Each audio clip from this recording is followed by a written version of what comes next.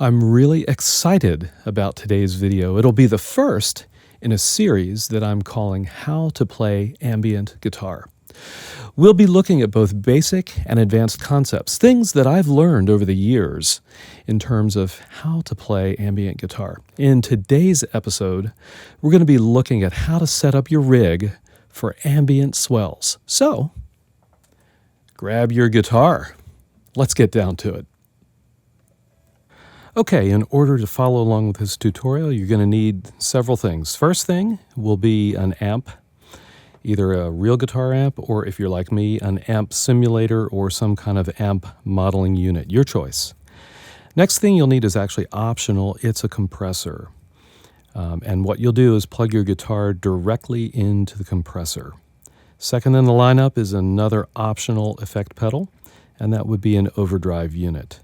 I suggest an overdrive unit, not a fuzz, not a high gain metal kind of pedal. Anyhow, connect the compressor to the input of the overdrive unit. The third item is critical, and that is a volume pedal. I use a Morley Little Alligator. You can use whatever brand you prefer. Could be an Ernie Ball, whatever it might be. Take the output of the overdrive into the input of the volume pedal.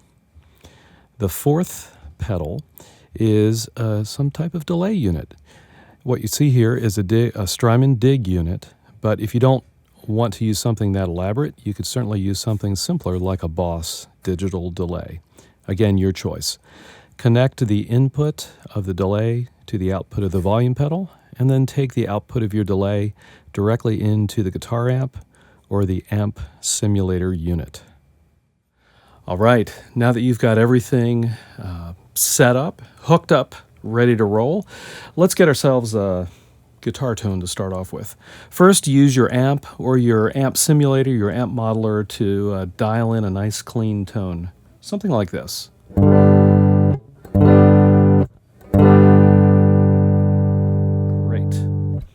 The next thing you'll want to do is dial in some delay. This is where we're going next. So if you recall, the delay is at the end of the chain right before your signal goes into the amp. I would suggest setting up a delay at least initially at about 500, 600, 700 milliseconds. If you do have a couple of delays, you could hook them both together and set them to slightly different times. We'll look at that more on another episode. And then what you'll want to do is maybe set the mix up to about halfway, so half dry, half delay. And then set up your repeats. Start out slow, but set up your repeats fairly high so you get a nice long delay tail.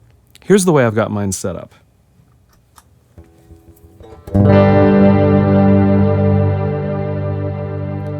Let me play just a couple of single notes so you can hear it a little better.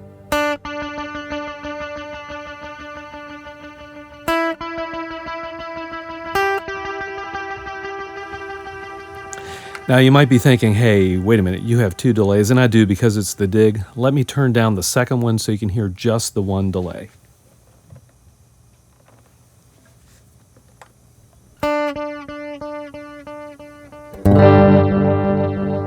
Oh, sorry for the out of tune there. Okay, so you get the picture.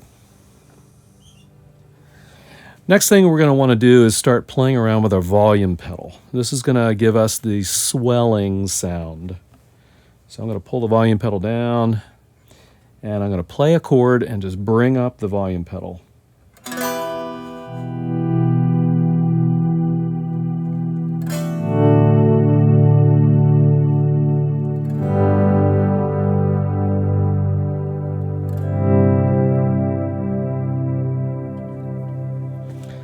If you've never done that before, if you don't have experience with a volume pedal, you'll want to spend a little time practicing that to coordinate the strumming of the chord with the bringing up of the volume. And each volume pedal is a little bit different in terms of the taper of the volume control. In other words, the ramping up from 0 to 100. So you'll need to play around with that. Get something that feels good to you in terms of just working with a volume pedal.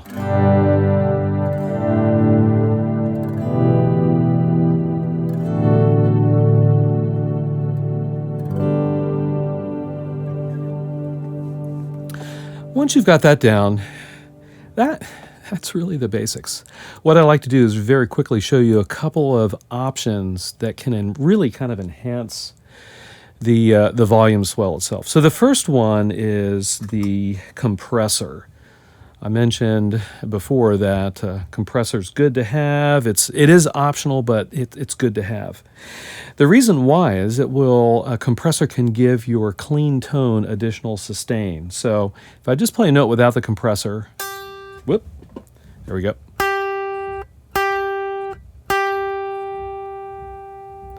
It's not bad, but if I bring in the compressor, and by the way, this compressor is set about halfway in terms of sustain. Listen to this.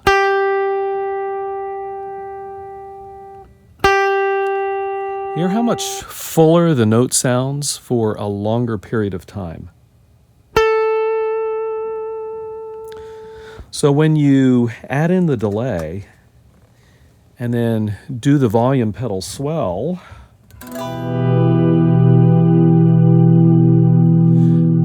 the whole tone gets a lot more sustain and body to it. I said that was optional, but I feel like it's almost required. It really does enhance the sound of your volume swells quite a bit.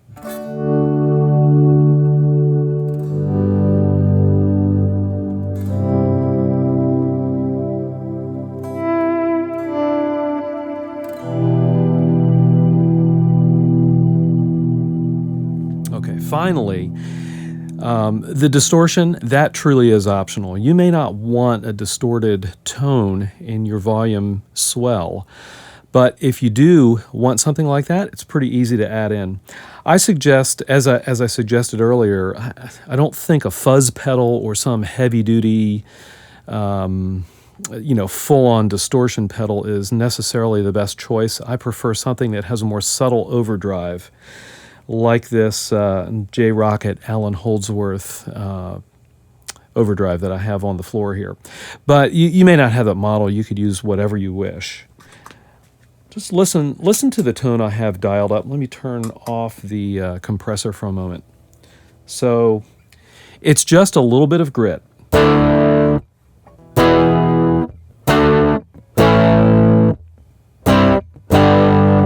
And it's almost something that you could dial up on your amp. The problem with that is that the amp distortion would then be after the delay, so your whole delay tone would be distorted.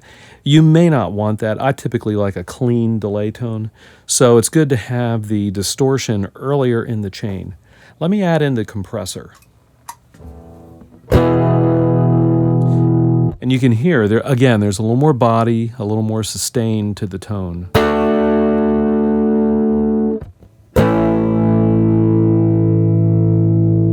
Now let's add in the delay and see what we get. Yeah, so you can hear there's quite a bit of a tail. The fullness of that tone really kind of adds to the delay. And when we bring in the volume pedal swell,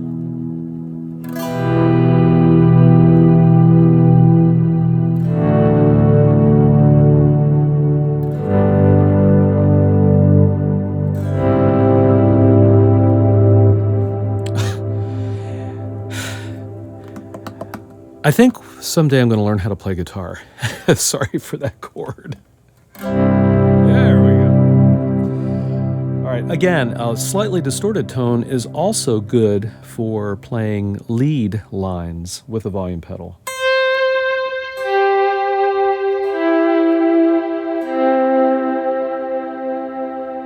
So you get a little more oomph, a little more body again to the tone. All right, that's a brief overview of how to get nice sounding volume swells. I have a little homework for you in anticipation of my next episode. If this is new to you, I would suggest just doing a little practice with some chords. If you want to prepare for part 2 of this series, just practice with an E minor to a D, to a G, to a C. Very simple chord progression.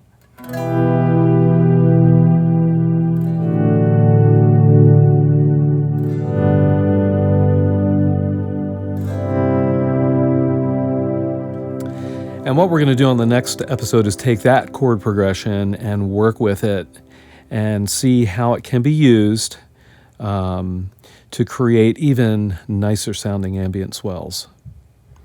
So there you have it. I hope you find some value out of this. Please, if you're interested in this content, like, subscribe, comment on the video, and as always, see y'all on the next video.